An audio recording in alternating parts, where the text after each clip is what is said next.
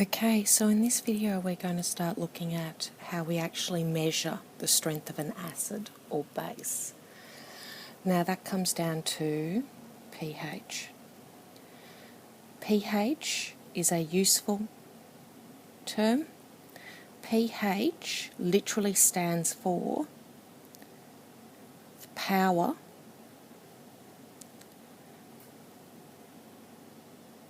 of H+. pH is a log scale, so for those of you who are doing methods, log scales are about the powers. So pH is a log scale talking about the concentration of hydrogen. So our concentration of H+.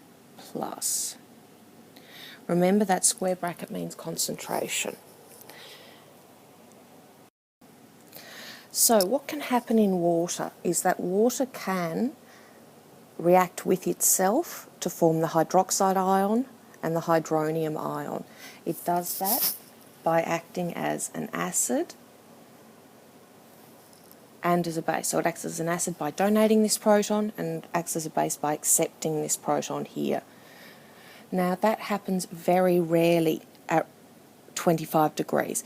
At 25 degrees, your concentration of H plus times your concentration of OH minus equals 10 to the minus 14. So in a neutral solution, the concentration of H plus is equal to the concentration of OH minus equals 10 to the negative 7. Now remember, that's in a neutral solution. In general, if the concentration of H plus is greater than 10 to the minus 7, you're looking at an acid.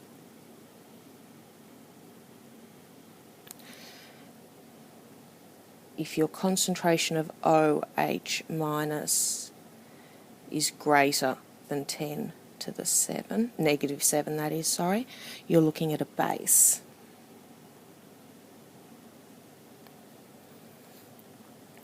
And because of how that ionic product works out,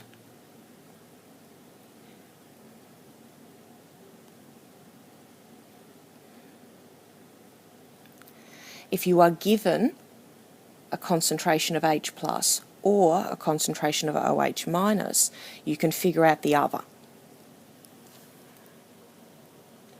Now,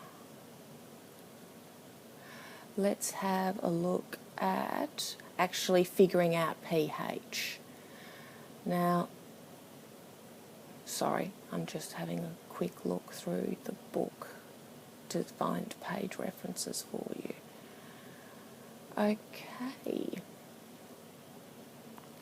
So, pH is our power of hydrogen. So let's start by looking at that.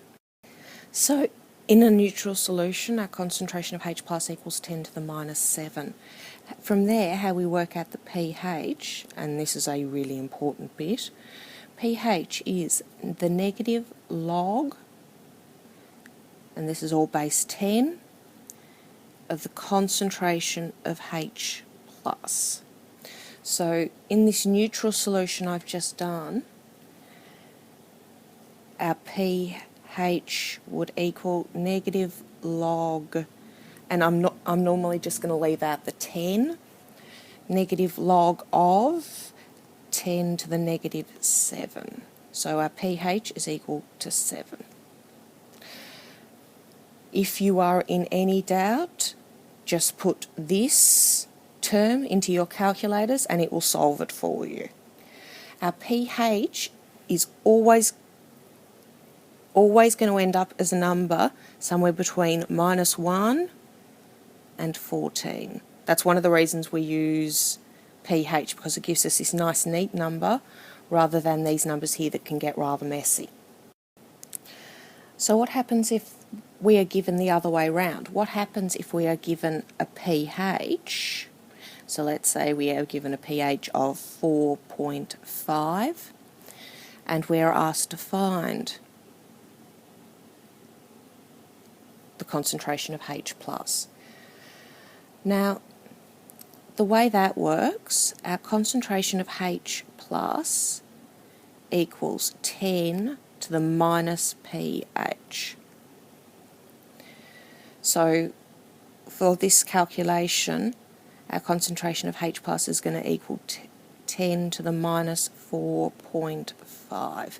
Now, technically speaking, that is your answer, but Vika and I will insist on you putting that into a calculator and giving us an actual answer. Could you please write that down for us now? So the answer I came up with is 3.16 by 10 to the neg 5.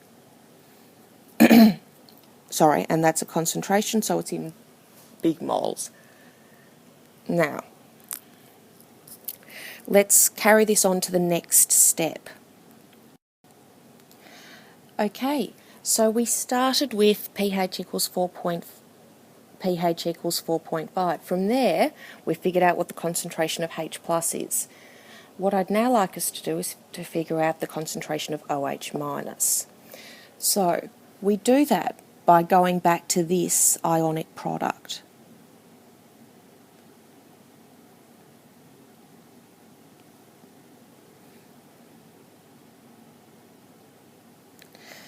So, our concentration of OH- is going to equal 10 to the minus 14 divided by our concentration of H+, which is 10 to the minus 14 that is, divided by 3.16 by 10 to the neg 5.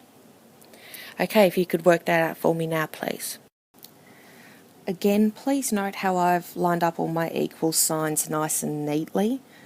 This is another one of those topics that is going to rely on you being reasonably neat with your working.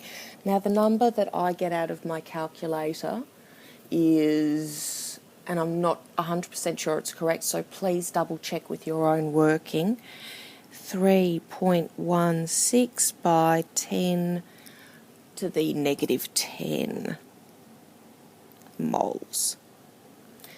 Okay, let's get some questions. Okay guys, so if you could read this handful of pages for me and do those questions, that would be brilliant. Thank you muchly.